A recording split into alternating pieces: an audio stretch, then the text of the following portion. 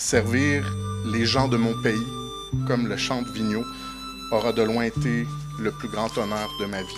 C'est sur ces paroles de Gilles Vigneault que le ministre de la Culture et des Communications a annoncé sa démission aujourd'hui. Je suis arrivé au moment où j'ai besoin de passer à autre chose, de retrouver ma famille et de retrouver une vie un peu plus normale. Je vous annonce donc que je ne solliciterai pas de nouveau mandat en octobre prochain. Mathieu Lacombe était âgé d'à peine 30 ans lorsqu'il a été élu la première fois dans la circonscription de Papineau.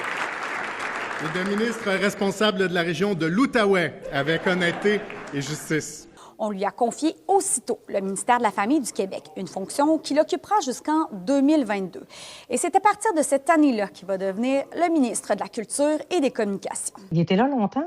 Tu sais, pour nous, en culture, il faut toujours, souvent, pour recommencer, de bien expliquer. C'est un écosystème qui est complexe. Bien, j'ai texté pour dire qu'il avait été un excellent ministre de la Culture, que j'étais fier de collaborer avec lui parce que je trouve que c'est rare. Souvent, les gens, on est plus portés à critiquer les politiciens qu'à souligner leurs bons coups. Et dans son cas, je pense que ça a été un des très bons ministres de la Culture que le Québec a reconnu. Il faut souligner qu'on a vraiment eu un ministre qui a été présent, engagé, qui a réussi aussi à bâtir une relation de confiance avec le milieu culturel. Puis il faut dire que quand il est arrivé, les choses étaient beaucoup plus corsées. Comme tout bon politicien, il n'a pas échappé nécessairement aux critiques. Durant son dernier mandat, il y a des milliers d'artistes qui ont manifesté devant son bureau afin d'obtenir un meilleur financement pour le Conseil des arts et des lettres du Québec. Un combat qu'il a finalement gagné.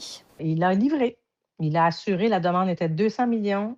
Le résultat a été 200 millions pour le Conseil des arts et des lettres du Québec. Je vous dirais qu'il y a peut-être un petit dossier, et je me doute que même le ministre Lacombe doit être déçu que ça ne se soit pas réglé en faveur plus clairement pour la culture. C'est tout ce qui concerne les sorties scolaires. La nouvelle réforme qui est en train d'être faite en éducation vient fragiliser quand même des acquis puis l'accès à la culture. Un des derniers, mais aussi un des plus importants chantiers qui lui reste à défricher est celui sur l'avenir de l'audiovisuel au Québec. C'est vraiment à cause de Mathieu Lacombe que j'ai dit oui, parce que j'ai senti qu'on avait un ministre qui serait un porteur de ballon, qui avait des convictions, qui ne faisait pas ce groupe de travail-là juste pour s'acheter du temps ou pour donner l'impression qu'il réfléchissait à un sujet. C'était vraiment quelque chose qui l'habitait. Il faut savoir qu'il fait partie des députés qui ont soutenu la candidature de l'actuelle première ministre Christine Fréchette dans sa course à la chefferie. Je veux saluer l'engagement de Mathieu Lacombe, également Jean Boulet, parce que ça a été des acteurs très investis dans les dernières années, plusieurs années d'ailleurs.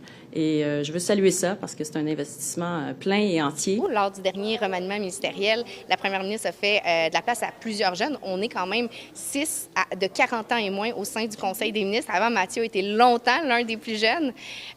Donc, ça fait du bien aussi de voir une jeunesse se réinstaller. Donc, je suis confiante qu'on va aller chercher des candidats aussi de qualité. Je mesure plus que jamais à quel point c'est vital que des gens s'engagent et se battent pour le Québec, parce que c'est pas toujours facile de défendre notre nation.